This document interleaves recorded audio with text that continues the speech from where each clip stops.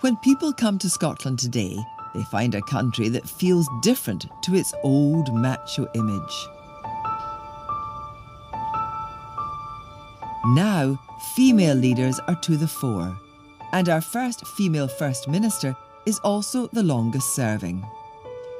I interviewed her in 1992 when she was 21 and just starting out in politics.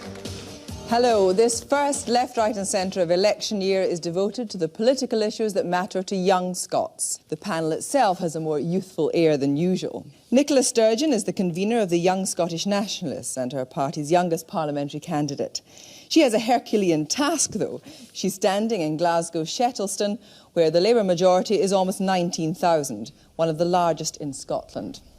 To what extent do you think a more visible female parliamentary group has changed the attitudes to Scotland, in Scotland and also internationally?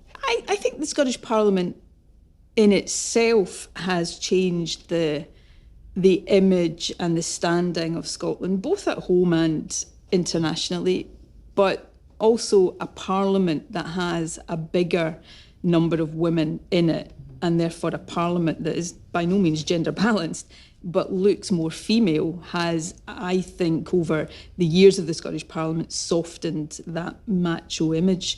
And not just in terms of the sort of representation and the image of that, but in the policies that the Scottish Parliament has prioritised, much more of a social agenda that I think is driven by the greater number of women in Parliament. I don't know, genuinely don't know, we'd have to check this, whether there has ever been a parliament anywhere else in the world where the leaders of all the main parties happen to be women at the same time. There's no doubt that that was a very positive visual representation of what politics can be like. But you're not at 50-50. No, and we're not. And in the year since the Scottish Parliament was established, we've gone forward and then backwards and now a bit forward again.